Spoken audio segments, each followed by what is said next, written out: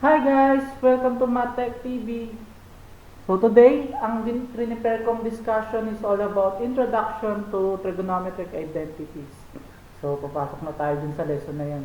Which is, yung lesson na yan is one of the most important lesson or topic sa trigonometry na kailangan or prerequisite sa basic calculus.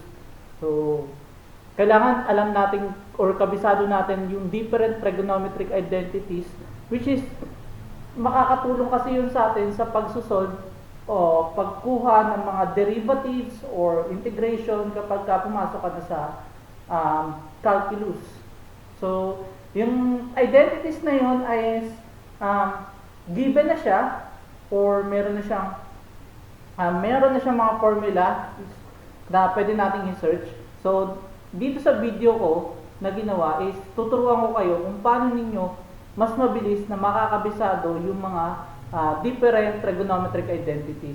So selected lang itong mga ituturo ko ha. Kasi there are a lot of identities. So yung mga basic or fundamental trigonometric identities ituturo ko ngayon or kung paano yung shortcut para pag-aralan siya. So proceed na tayo.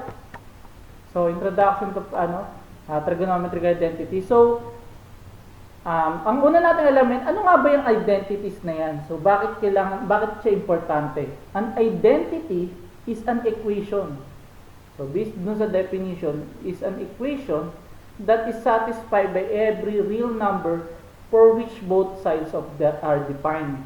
So, equation siya. So, ibig sabihin, meron siyang equal sign na kung saan yung both sides are defined or satisfied by every real number. So, ibig sabihin, yung nandito sa left side, na, di ba, nasa-separate sa kanila since equation siya, nasa-separate sa kanila is equal sign. Yung nandito sa left side, everything na ilagay kong real number doon or kung merong certain variable, everything na ilagay ko sa kanya, at ilagay ko rin dun sa right side, ang magiging final answer ko is equal. Ngayon, identity ang tawag doon sa equation na yun. So, yung dalawang expressions na yun, or mathematical expression na yun, algebraic expression, or trigonometric expression na yun, identity sila matatawag kahit na magkaiba yung representation nila as long as kahit ano ilagay nating value sa kanya, any real number na ilagay natin sa kanila, is final answer is magiging equal sila. Identity ang tawag doon. So, meron din naman tayong tinatawag na a conditional equation. Is an equation that is satisfied by at least one real number, but is not an identity. So, ibig sabihin, ang equation pala, meron siyang dalawa, nakahati siya sa dalawa. Pwede siyang matawag na identity, pwede rin siyang tawagin na conditional equations. So, pagka conditional equation, isa lang. Or meron lang certain value na magsasatisfy dun sa given equation. Let's say, nagbigay ka ng certain number to substitute dun sa variable, at kapag in-equate mo siya, doon lang sa number na yun, magiging equal yung equation at walang ibang numbers na pwedeng mag-equal doon. Ang identity, kahit ano, every real number, lahat ng real number, pwede kong i-substitute, magiging equal siya. At kapag conditional equation is, isa lang siya. So, anong connections niya doon sa lesson natin? Ang connection niya sa lesson natin is, which is trigonometric identities. There are mathematical or trigonometric expression na sobrang hirap tingnan or sobrang laki. Sobrang dami niya ng functions na nakalagay, which is, kung gagamitan natin ng identity, magiging mas mapapaiksi natin yung given equation at mas madali natin mapasolve. So yun yung idea using trigonometric identities. Sabi ko nga kanina, magagamit siya sa calculus kasi there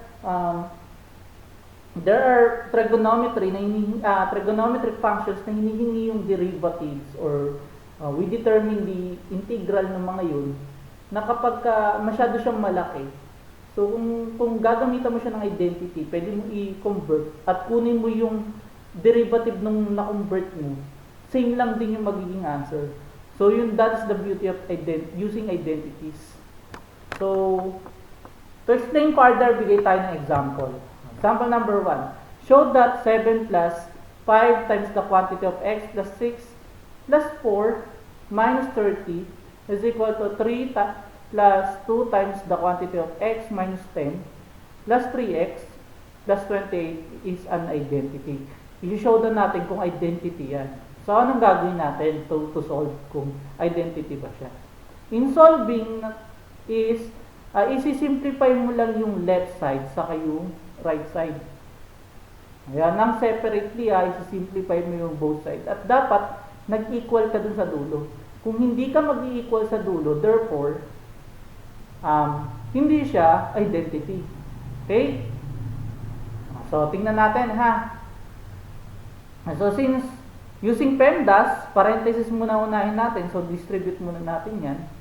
Yung 5 dun sa quantity x plus 6, saka yung 2 sa x minus 10. So, that will become yan, 5 times x, that is 5x. 5 times 6, that is 30. Plus 4 minus 30 is equal to 3. 2 times x, that is x. 2 times negative 10, that is negative 20. Plus 3x plus 28. So, next thing naman na gagawin nyo kapag ganyan na, di combine like terms. Combine natin lahat, ha. Dito natin, pisahan natin dito.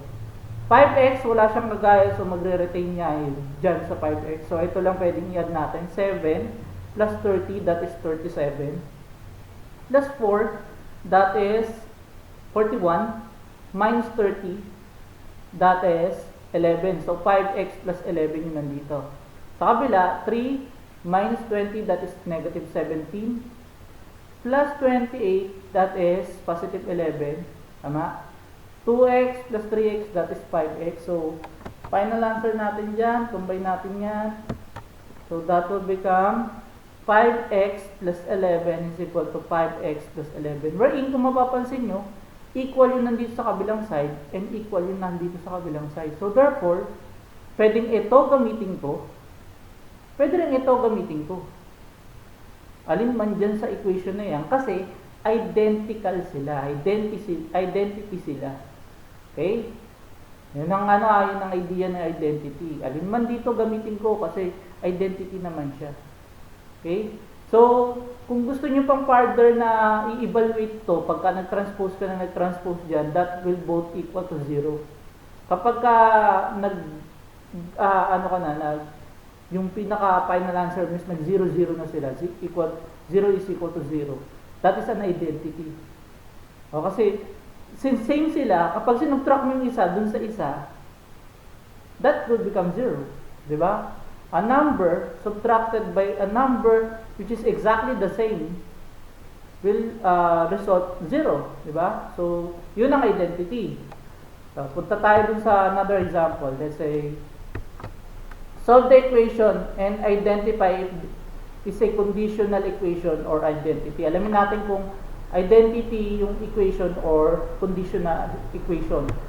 So, let's say 2x plus 2x is equal to 4. So, sabi ko nga, both sides isosolve natin separately.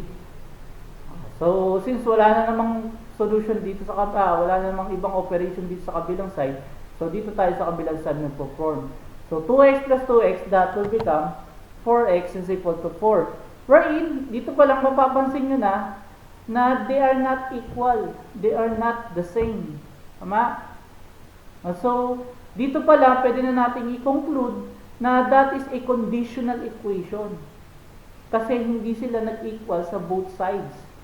So, paano ko pa ma-verify na talaga siyang conditional equation? Sabi, conditional equation is an equation that satisfies but at least one real number. So, ibig sabihin, meron lang tayong certain number for x. So, para x lang matira dito ang gagawin natin. We divide both sides by 4. Tama? And then, x will become 1. So, at positive 1, dun lang magsasatisfy yung given equation. Pag ginamit ko 2, hindi na magsasatisfy, hindi na siya mag-equal. Or 3 or 4, any numbers, any real numbers, bukod sa 1, ang gamitin ko, that will not become equal. So, therefore, 2x plus 2x is equal to 4 is a conditional equation, not an identity. So, yun yan ha, yung pinagkaiba ng identity sa conditional equation. So, dun kasi tayo mapofocus dun sa mga identities. So, ibig sabihin, lahat na ipipresent kong trigonometric functions, yung equivalent niya, equal lang silang dalawa. Okay? So, before we proceed dun sa main topic natin, exercises muna tayo. Solve each equation and identify if it's a conditional equation or an identity. Lalagay lang natin kung conditional equation or identity yung given na nandito. So, much better post natin sa video and then try to solve. Tingnan ninyo kung parehas yung sagot nyo sa sagot ko. Okay, game? A few moments later. Alright. Siguro naman tapos na kayo. Tingnan natin kung yung answer nyo sa answer ko ay parehas. Proceed tayo dun sa problem number 1. 2x plus 3x is equal to 5x. That is a identity. Kasi kung makikita nyo, 2x plus 2x, that is 5x. 5x is equal to 5x, tama? That is identity, equal yung both sides. How about number 2? Number 2 is conditional equation. 3 is conditional equation also. 3 is identity. 5, identity. 6, conditional equation. 7, identity. 8, identity.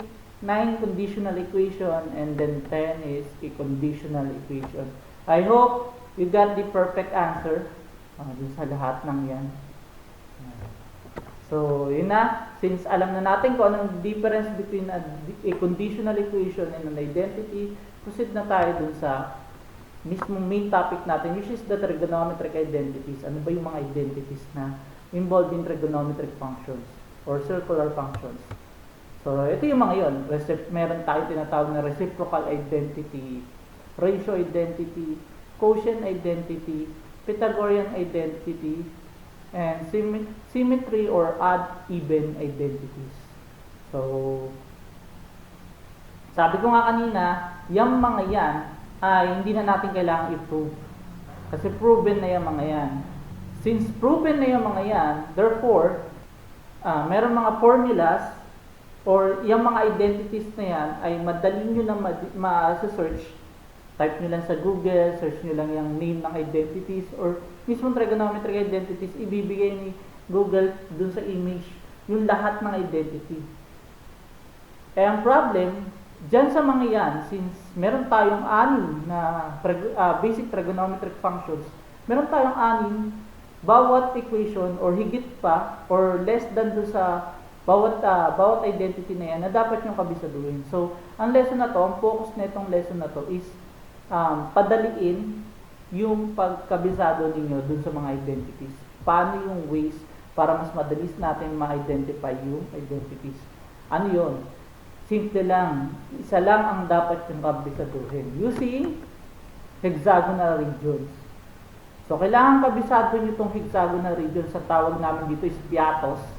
Kailangan, alam niyo yung piatos na yan. Yung hexagonal regions na yan. Yung positioning ng bawat functions na yan, trigonometric functions or circular functions na yan, dapat hindi magkakapalit-palit yan.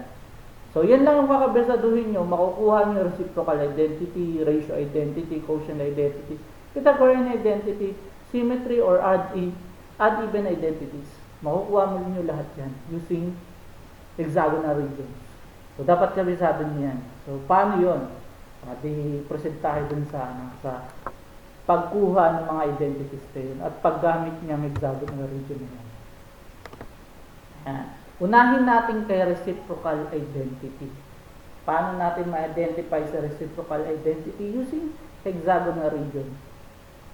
So, bukod pa dyan, kailangan mag-imagine kayo as a center ng 1. Kailangan may 1 dun sa center.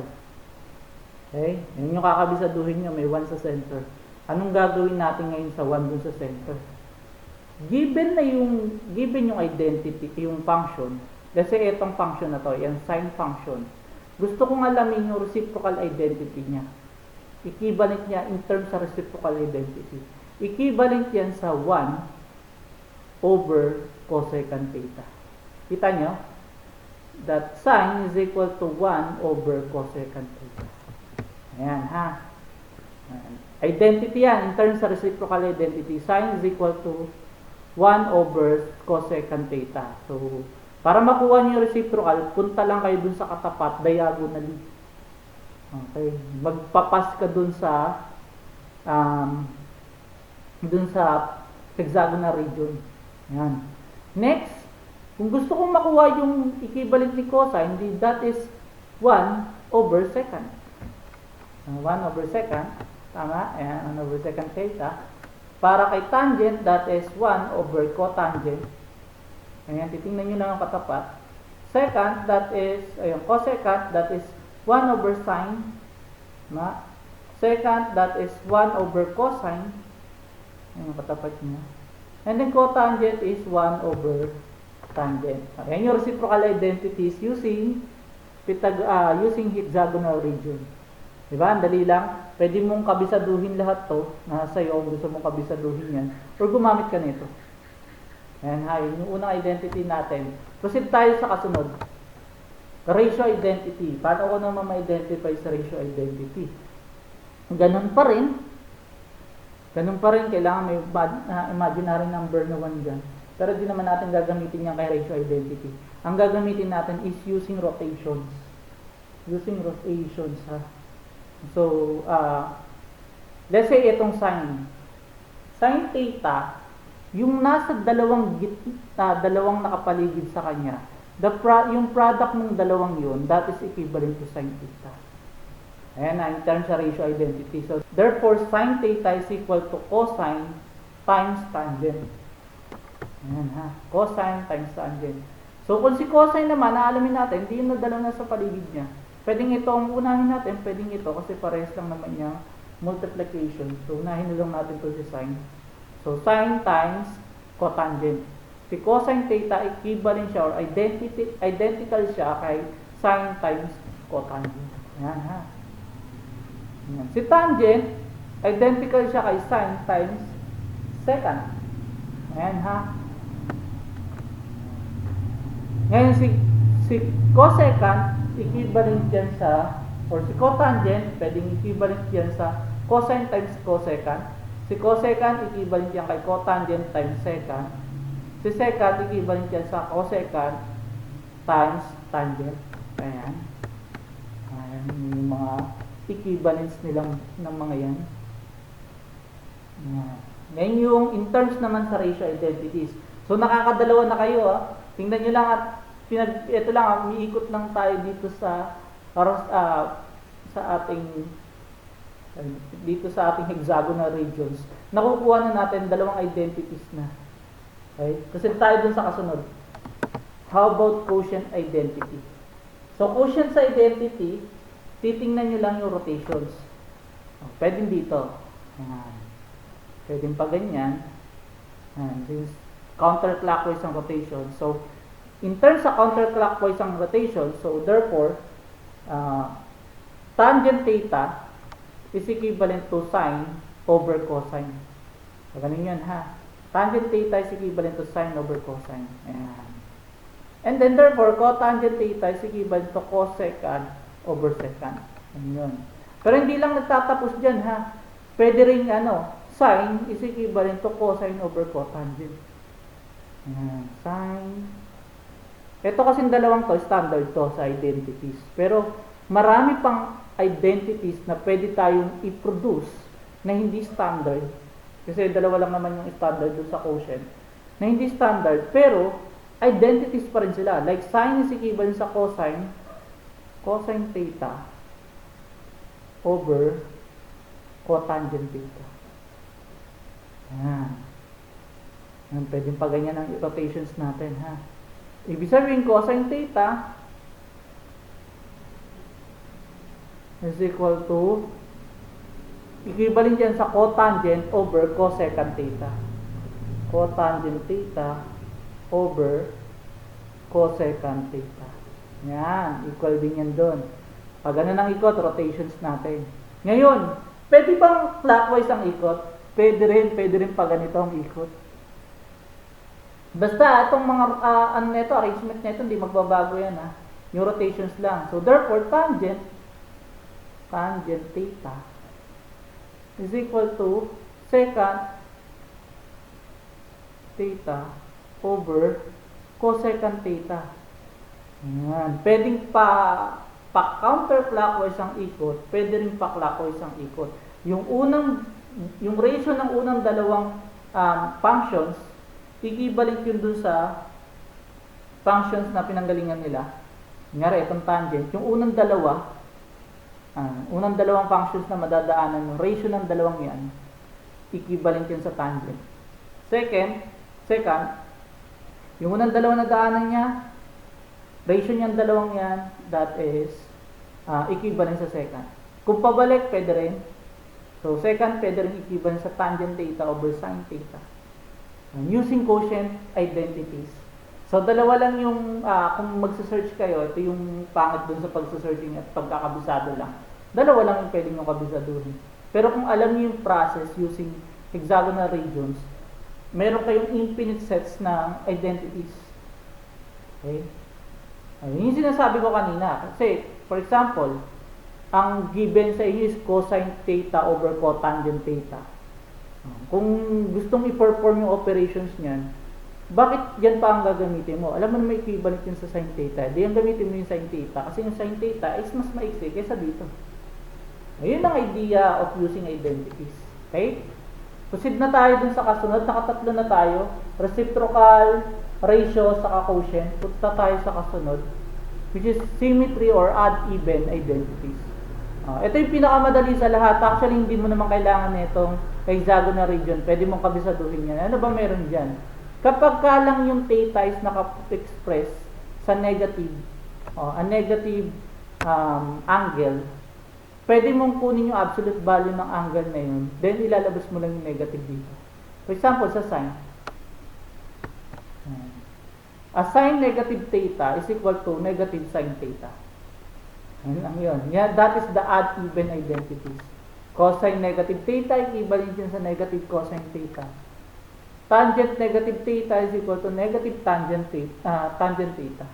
So, anong idea bakit kailangan pang aralin yan? Napakadali yan. Bakit gagamitin siya sa identities? Kung mapapansin nyo, di ba, pag negative angle, ang given natin, ang rotations natin nun is clockwise. Di ba? Kung mapapansin nyo dun sa unit circle, ang binigay lang naman value sa atin dun is pa counterclockwise, di ba? So, mas madaling makapag-identify ng exact values kapag ka nasa positive ka. Positive yung given angle mo. Unless kunin mo yung reference angle. Di ba? Kung para hindi ka na mahirapan, gamitin mo si identity, labas mo yung negative sign, and then yung makuha mong result doon, multiply mo kay negative. Yan yung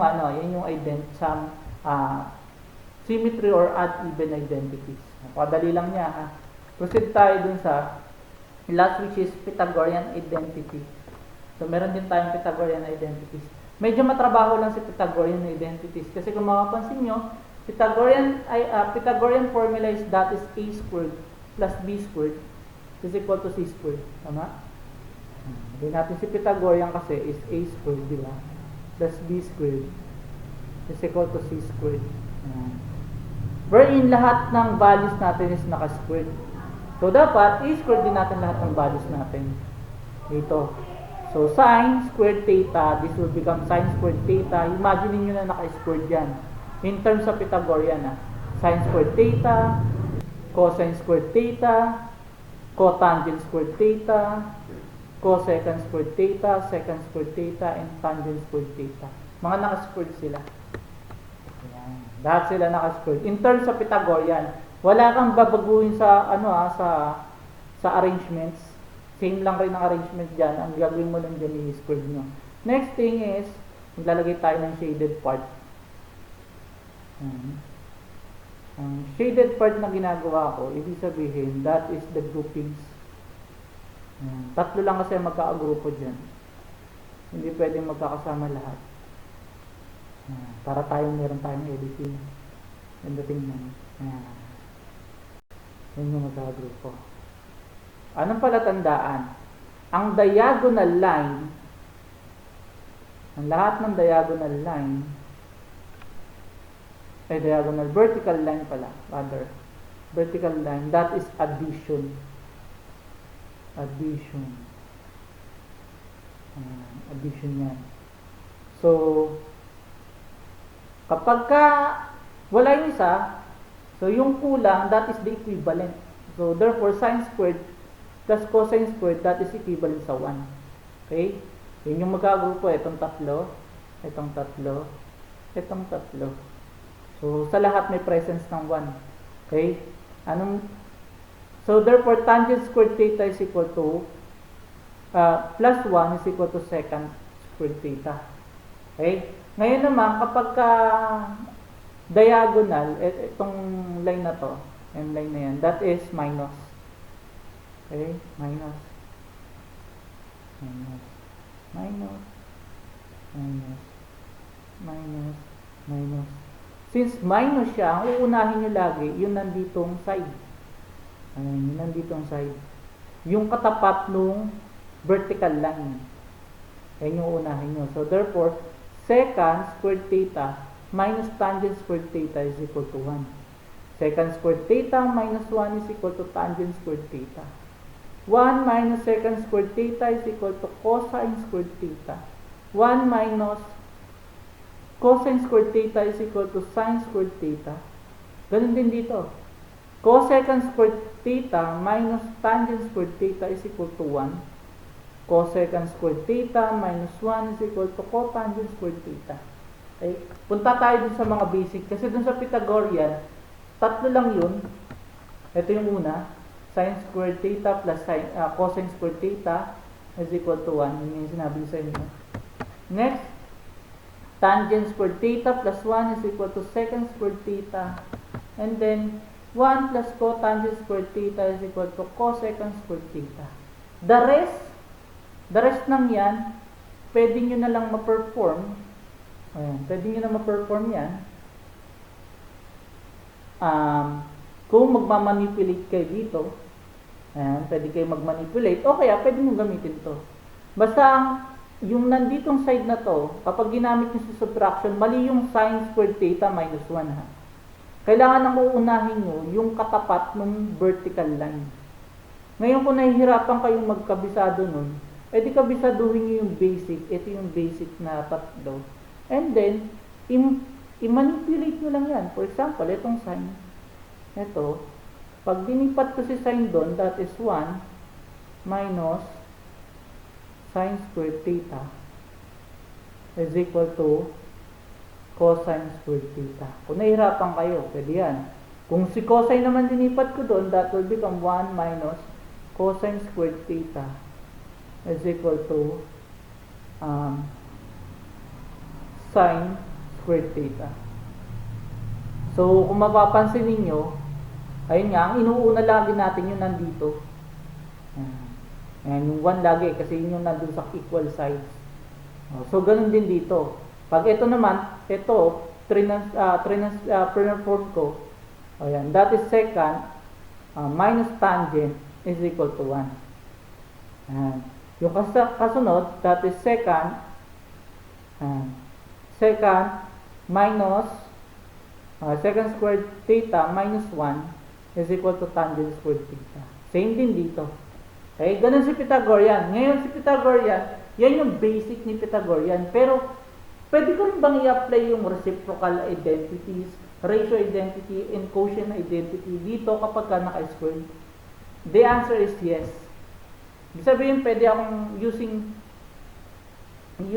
reciprocal identity, sine squared theta, equivalent yan sa 1 over cosecant squared theta. Yan. Si tangent squared theta, equivalent din yan sa 1 over cotangent squared theta. So, if it means, taasan ko yung taasan ng exponent niyan, Erase ko yan sa infinity. Yung positioning na yan, as long as kabisado nyo yung hexagonal regions, is pwede nyo kayong mag-perform or magamit yung different basic identities na diniscuss natin. So, pwede ko rin to, yung using rotations ni quotient identity. Tangent squared theta, equivalent din sa sin squared theta over cosine squared theta. Same kay cotangent, equivalent yan sa cosecant squared theta over secant squared theta. Okay? Kung ratio identity naman, sin squared theta is equal to cosine squared theta times tangent squared theta. Ang gamit nun, edi kung kunyari ang given cosine squared theta times tangent squared theta, instead na using yung perform yung operations nun, kasi kung kukunin mo yung exact values nun, yung dalawang yun, kukunin mo pa yung values, then ipumultiply mo pa. Identical naman siya dito. Di kunin mo yung value nito, same lang rin yung magiging answer dito. Iba na lesson yung, yung computation process ninyo. Yun ang gamit na identities. So, tingin tayo, meron akong pre-provide dito ng example. Example number 1. Find the exact value of cosine 45 over sine 45. So, dito ko pa rin nilagay si hexagonal region. Nasaan ba si cosine 45 over sine 45? Cosine over sine. Ito yun yung dalawang yun, di ba? Which is, kung mapapansin nyo, ang naging rotation natin, cosine over sine. Pataas. Tama?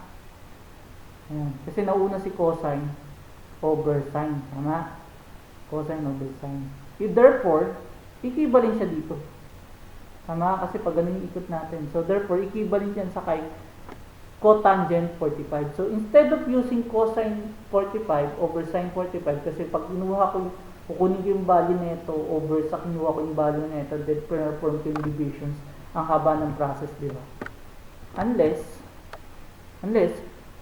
i-convert ko na yan, that is equivalent pa rin sa cotangent 45. Equivalent din siya doon. Wherein, cotangent 45 is equivalent sa 1.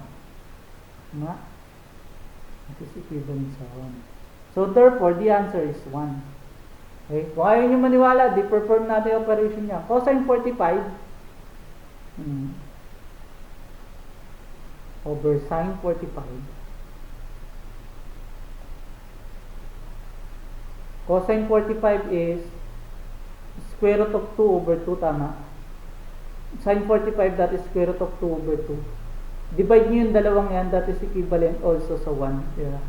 Same lang din yung naging answer natin.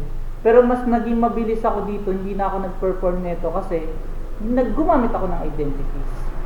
Yun ang gamit ng identities. Mas madali nating makukuha yung answer if kukunin natin yung equivalent identities niya. Hingin tayo dun sa another example. How about find the exact value of 1 over tangent 60. So, kagaya ng sinabi ko ngayon sa inyo, maglalagay tayo dito ng imaginary number na 1. Ayan. And then, hanapin natin si 1 over tangent. 1 over tangent. Ayun yun. Pag ganun, 1 over tangent, which is under reciprocal identities. So, therefore, equivalent yan sa kay cotangent 60. Instead of 1 over tangent 60, ang gagamitin ko is cotangent 60. Wherein cotangent 60 is equivalent sa square root of 3 over 3. That is square root of 3 over 3. Ayan. Kung ayaw nyo maniwala, edi perform nyo ulit si cotangent, si tangent 60. That is equivalent si 1 over tangent 60. That is 1 over tangent 60. Ilan yun? Yung mga bago lang dito sa channel ko, meron akong video kung how to determine the exact values of different identities. Sa tangent 60, that is equivalent sa square root of 3. Wherein square root of 3 nasa denominator si square root, so magmumultiply tayo ng square root of 3 times square root of 3 using rationalization. So that will become equivalent sa square root of 3 over square root of 9, and that is equivalent sa square root of 3 over 3. So parehas lang yung naging answer natin, pero ito, dahil sa isa, mas naging mabilis ang answer natin kasi naggumamit tayo ng identity. Yun yung gamit ng identity. So, ayan ay medyo basic lang binigay kong example. Pero, in the world of trigonometries, meron pang mas complicated na functions na pwede natin ma-encounter. At kapag hinuha natin yung exact values nun, is masyadong magiging mahaba ang computations natin. Pero kung gagamit tayo ng identities, ay mas bibilis yung solution process natin. So, that's all for this video. I hope nasundan niyo yung buong lesson natin. Thank you for watching. Bye!